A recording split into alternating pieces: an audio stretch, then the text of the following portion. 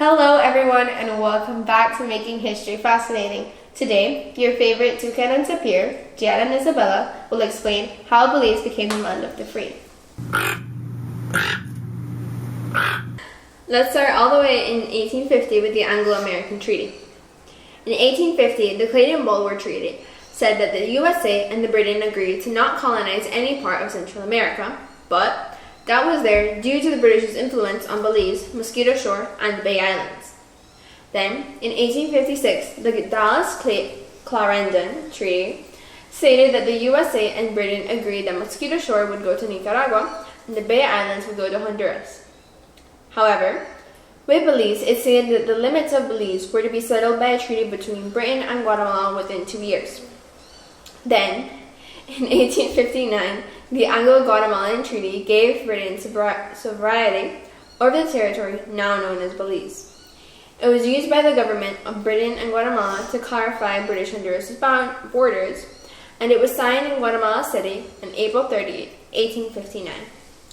In Article 7, it stated that the British were to help in building a road for Guatemala to the Atlantic coast, and this was to settle the boundary dispute and what partially led to Guatemala's claim of Belize's land.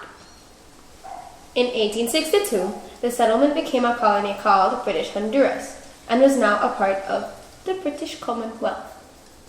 In 1863, British agreed to pay £50,000 towards the road's development and was to be finished in 4 years. Once Guatemala would accept, in 6 months it would fulfill Article 7 and the dispute would end. Guatemala did not end up signing in the 6 months because it was at war with El Salvador. Sorry, good break. In 1884, the British refused to communicate after that, and Guatemala attempted to negotiate until 1884. No. In 1933, the British hired people to survey the boundaries. Guatemala wanted £50,000 with interest, but British refused and requested to take it to the International Court of Justice, to which Guatemala refused. Speaking of that, you want to lend me some money? No.